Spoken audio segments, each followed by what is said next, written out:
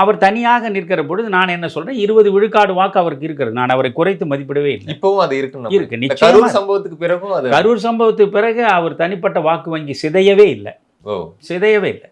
யாருமே அவரை குற்றவாளியாகவே பார்க்கல. சிதையவே இல்லை. அப்போ ஒரு 20 விழுக்காடு வாக்குகள் நிச்சயமா இருக்கு. இப்போ வந்து நீங்க இருக்கக்கூடிய ஒரு சீட்டு கொடுத்தா போதும் ஐயா, ஒரு 2 சீட்டு கொடுத்தா போதும் ஐயான்னு எத்தனை பேர் கட்சிகள் வைத்து கொண்டிருக்காங்களா, அவரையெல்லாம் நீங்கள் கூட சேர்த்தால் கூட நீங்கள் 25 விழுக்காடை தாண்ட மாட்டாங்க.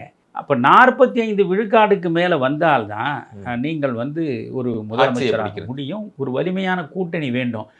இதுவரையில் யாரும் அடையாத செல்வாக்கை அடைந்த ஒரே மனிதன் எம்ஜிஆர். அவரே 1977 தேர்தலில் அவர் முதல்வராகிற போது அவருக்கு கிடைத்த வாக்கு எவ்வளவு தெரியுமா? 30% தான். 30% வாக்குகளைத்தான் அவர் பெற்றார். ஒரு கூட்டணியை வைத்து கொண்டார். கூட்டணியோடு சேர்ந்து அவர் ஆட்சிக்கு வந்து சேர்ந்தார். அவருக்கே 30% தான் கிடைச்சது.